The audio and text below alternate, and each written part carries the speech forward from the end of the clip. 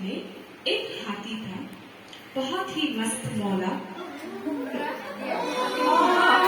उसे घूमना बहुत पसंद था और वो हाथी अपने भारी भरकम पैरों से चलते गया, जंगलों में घूमते गया और वो धर्म धर्म करके पूरे जंगल में घूमता और मस्ती करता।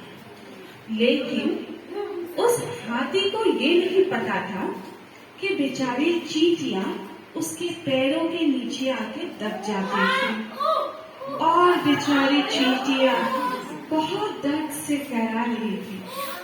इस तरह वो हाथी मस्ती करते हुए, गाना गाते हुए, ला ला ला ला ला ला ला ला, आज का दिन सुहाना है, हाथी को घूमने जाना है, गाते गाते बड़े मस्त से चला गया। बेचारी चींटी बहुत परेशान हुई और सोचा एक दिन ये हाथी को सबक सिखाना होगा। दूसरे दिन वो हाथी फिर से मस्त मौला घूमते घूमते जंगलों में टहल रहा था। ला ला ला ला ला ला ला ला, आज का दिन सुहाना है, हाथी को घूमने जाना है। लेकिन उस चींटियों ने मिलके हाथी को काटना शुरू किया और इस बार हाथी को दर्द हुआ।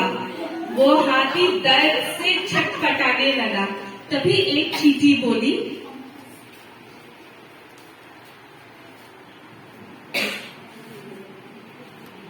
उस चींटी ने कहा, प्यारे हाथी, हमें तुम्हें कष्ट पहुंचाने का कोई उद्देश्य नहीं था, लेकिन जिस तरह तुम टहल के जाते थे हमें हमेशा दर्द होता था। हम तुम्हारे पैरों के नीचे कुचले जाते थे और इस दर्द के कारण हमने तुम्हें काटा ताकि तुम्हें भी उस दर्द का एहसास हो।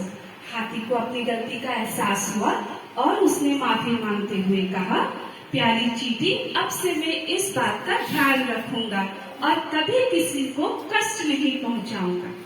तो दोस्तों, इस कहानी का मॉरल होता है कि हमें बेवजह किसी को तकलीफ नहीं पहुंचानी चाहिए, क्योंकि जो हमारे कर्म है वही हमें फल भी देता है।